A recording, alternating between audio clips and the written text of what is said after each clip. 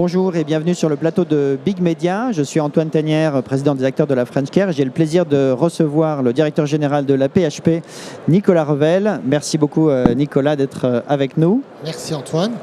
Pour parler des grands enjeux du système de santé et notamment de la façon dont notre système peut évoluer vers plus de prévention.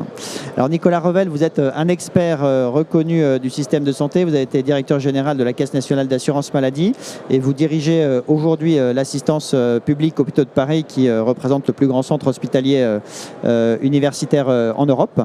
Quelle est votre vision aujourd'hui sur les grands enjeux de notre système de santé et les grandes difficultés sur lesquelles nous devons progresser?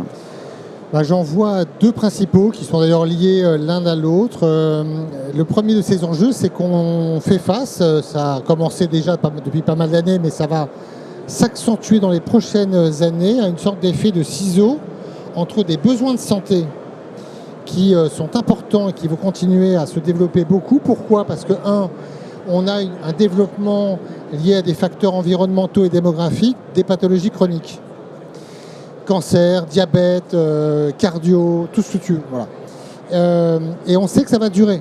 On sait que ça va s'intensifier parce que la population va vieillir dans les 30 prochaines années. Et en face de ça, on a une ressource médicale et soignante qui est en tension très forte. À la fois parce qu'on a ce sujet du numerus clausus médical qui nous a rattrapé ces derniers temps et avec une rareté de la ressource médicale qui va encore durer pendant 10-15 ans. Et parce qu'on a par ailleurs une petite crise de l'attractivité sur ces métiers de la médecine et du soin. Et avec probablement une réduction de la productivité du système. Parce que les jeunes générations et même les moins jeunes ne veulent pas travailler comme les générations précédentes. C'est moins d'heures, c'est des conditions de travail moins dures. Donc plus de demandes, plus de besoins et une ressource soignante plus forte. Et, une équation économique qui évidemment est un vrai sujet parce que face à ces besoins de santé, face à cette baisse de productivité, on devrait se dire pas de problème, on paye. Et l'ONDAM, qui est en gros la norme de dépenses annuelle, qui a été très tenue à 1,5, 2,5% par an, avec des moyens de régulation qui étaient de baisser les prix, baisser les tarifs hospitaliers, baisser les prix des médicaments, l'ONDAM, on ne pourra pas le laisser galoper à 3-4%. Et on ne pourra pas non plus revenir à des ratios de productivité plus forts. Donc il faut qu'on invente des solutions de bonne médecine avec l'innovation en santé, le numérique en santé, la prévention, qui est un mot qu'on utilise souvent, qu'on invoque très souvent, mais on a absolument besoin de faire des progrès sur la prévention primaire, secondaire, tertiaire.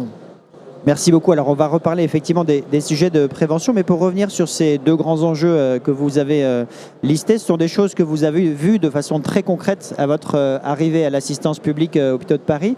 Vous avez mis en place un grand plan de transformation qui a été précédé par une analyse avec l'ensemble des professionnels de santé sur ces enjeux et qui a donné lieu à 30 leviers. Est-ce que vous pouvez nous détailler la façon dont vous avez travaillé avec les personnels ? Ce plan, qui d'ailleurs pas, on reviendra sur le mot transformation, qui est un mot pour moi un peu piège. C'est un plan d'amélioration, voilà, et qui en fait se focalise sur cette crise d'attractivité. Parce qu'on avait déjà un hôpital qui était un peu en crise et qui avait commencé à subir des départs de professionnels avant la crise Covid.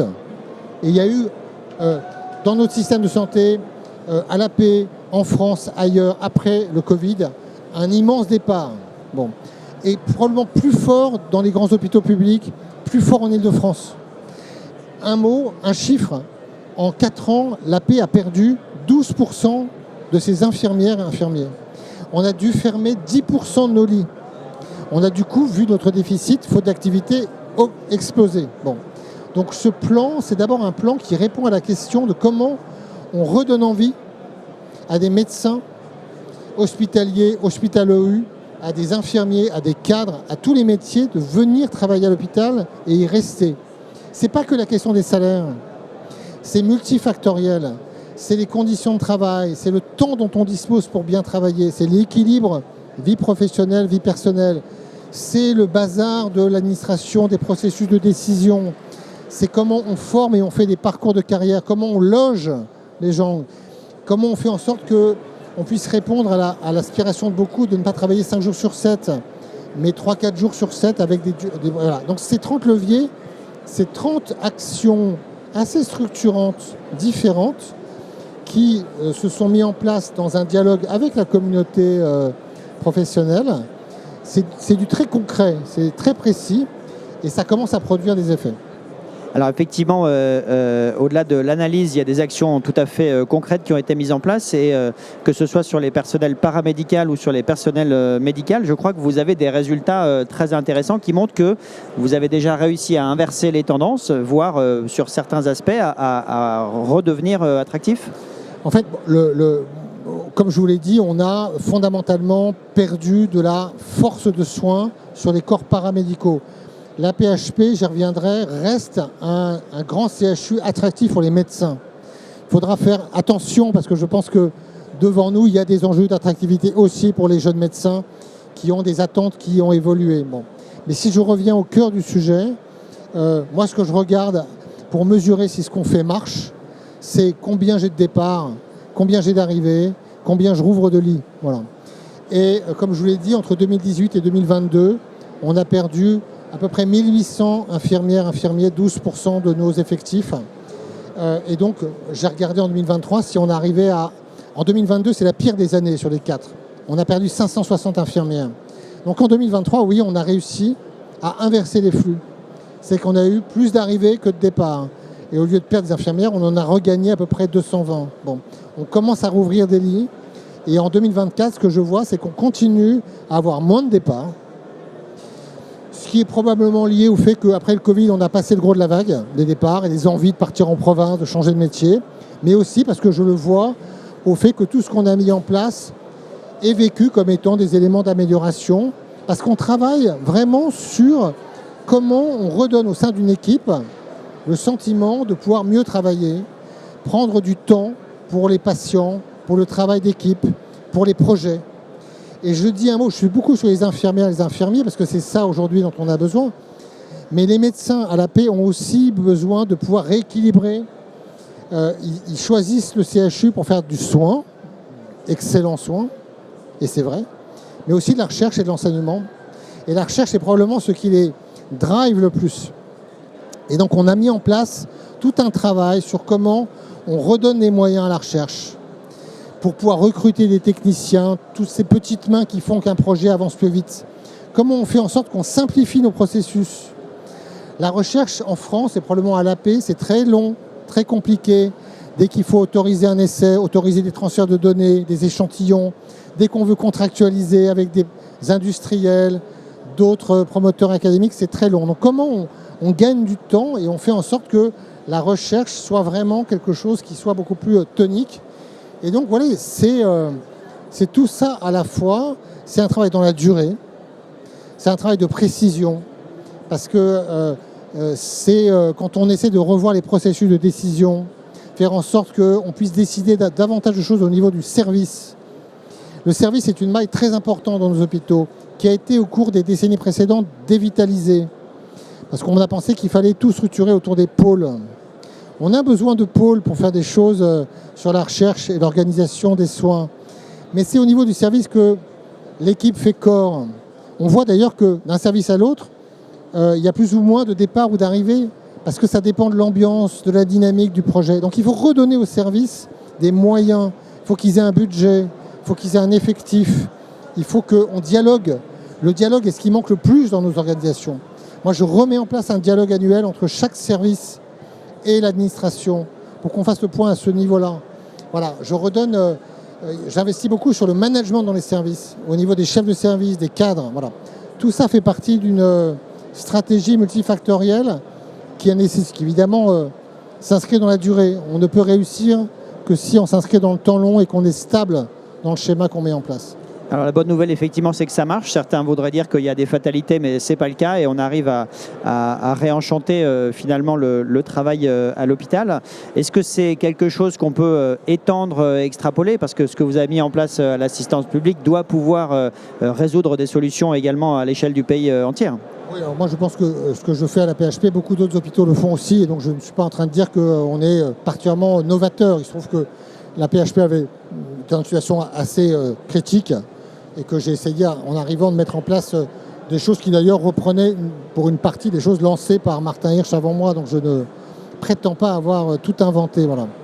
Non, je pense qu'après, si on doit réfléchir à ce que sont les enjeux qui, au-delà de l'attractivité dont on a beaucoup parlé, renvoient à comment on répond à l'enjeu un peu plus large que j'évoquais au début sur ce choc entre les besoins de santé qui vont être de plus en plus forts. Un système de santé qui, pour être attractif, doit trouver cette carburation et pour être moins pressuré qu'il ne l'a été. Et des contraintes économiques qui font que l'Ondam ne pourra pas être chaque année de 4-5% supplémentaires, parce qu'on n'en a pas les moyens en termes d'évolution de nos ressources. Bon. Donc on a un immense enjeu autour de la prévention, qui est le thème fil rouge de votre émission, parce qu'on voit bien que la seule manière de freiner le tendanciel de la dépense, c'est de bien soigner. Bien sûr, c'est la prévention sur les facteurs de risque.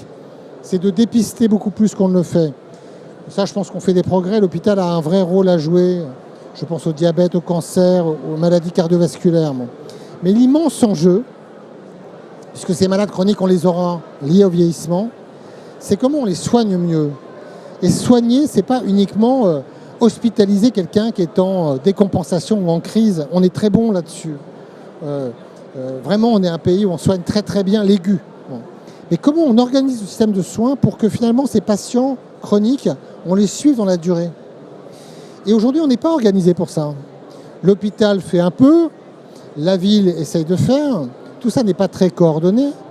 Le numérique arrive beaucoup, mais pour l'instant, on n'a pas trouvé les organisations de soins qui permettent d'intégrer tout ça, de mettre en place des nouveaux métiers. On a besoin d'infirmières de coordination, on a besoin d'avoir un cadre économique qui fasse que tout ça soit financé.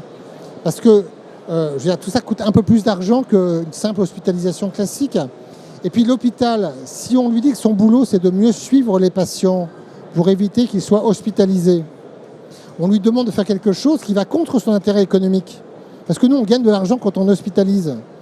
Donc comment on recrée un modèle économique qui fait que bien suivre à domicile un patient pour éviter qu'il décompense, parce qu'on arrive à intervenir à temps pour régler un traitement, ce soit bien valorisé comme tel, parce que ça nécessite un peu de moyens humains, un peu de moyens numériques, et comment l'hôpital, qui à mon avis a forcément une place à jouer, on l'intéresse à cette nouvelle. Et c'est comme ça qu'on va, quelque part, freiner de bonne manière le tendanciel de dépenses, faire face à ce mur, à ce fardeau des pathologies qui est devant nous.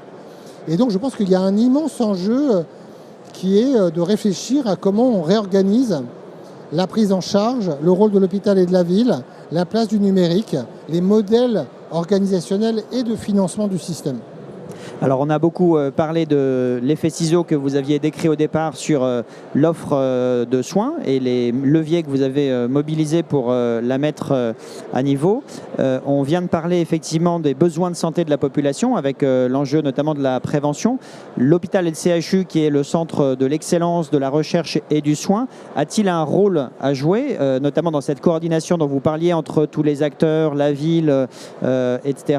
Et quelles sont justement les actions qu'on peut imaginer pour arriver à mettre en place des modèles qui équilibrent le système beaucoup plus autour de la prévention, tout en maintenant l'excellence de soins, évidemment. Alors, je pense qu'on a évidemment un rôle, pas exclusif, parce que je pense qu'évidemment, il faut faire très attention à ce qu'on puisse travailler avec les professionnels de ville. Mais on voit bien que ce que je dis, c'est pas que de la théorie. En fait, on a commencé déjà à tester des dispositifs dans le cadre de l'article 51, qui est un dispositif qui s'est mis en place il y a 4-5 ans pour expérimenter des organisations de soins innovantes. On vient de le faire là sur l'insuffisance cardiaque sévère, avec une expérimentation qui s'est déroulée sur 3 ans, qui s'est appuyée sur des services de cardio de la paix, et dont l'évaluation vient de tomber, et qui est une évaluation qui est probante sur le fait qu'on améliore la prise en charge et qu'on fait faire des économies au système. Et donc la paix, oui, va proposer qu'à partir de ce type d'expérience, on puisse l'étendre au diabète, aux maladies inflammatoires. Il y a plein de pathologies chroniques sur lesquelles on peut agir. Et donc on va, oui, je crois, jouer notre rôle. On doit aussi être un lieu d'accueil de l'innovation. Parce que pour faire tout ça, on va avoir besoin de l'innovation, pas uniquement médicamenteuse, mais aussi liée au numérique, parce qu'on va avoir besoin d'outils de suivi, de surveillance, de prévision de ce que sont les risques. Et on est submergé d'ailleurs de demandes de start-up qui arrivent avec des produits. Sauf que ces produits, il faut les insérer dans une organisation de soins. C'est le produit qui doit s'adapter un peu à nos contraintes, qui sont des contraintes liées à ce qu'est le soin dans une équipe, à ce que sont nos contraintes informatiques, parce qu'il faut que tout ça communique. Et donc, les tiers-lieux d'expérimentation qui se déploient, il y en a 3 déjà à la PHP, ce sont des lieux qui doivent permettre justement de tester, de permettre à un produit de venir se confronter à la réalité de l'hôpital, des contraintes des équipes, pour pouvoir vérifier si ça marche pas, comment on peut l'améliorer. Ça ne veut pas dire qu'on va l'acheter, peut-être qu'on l'achètera, mais ça veut dire que déjà on lui offre un bac à sable, un terrain de jeu pour pouvoir être juste avant son marquage CE, juste après, peu importe, dans une capacité à aller vers le marché. Et donc je pense que comme on a besoin d'innovation, les CHU doivent être des partenaires de l'innovation. Merci beaucoup Nicolas Revel de cette analyse et puis de ces pistes qui démontrent également que l'hôpital reste au cœur de son évolution et de l'évolution du système de santé aujourd'hui et un acteur majeur pour répondre à ces différents enjeux. Merci beaucoup. Merci.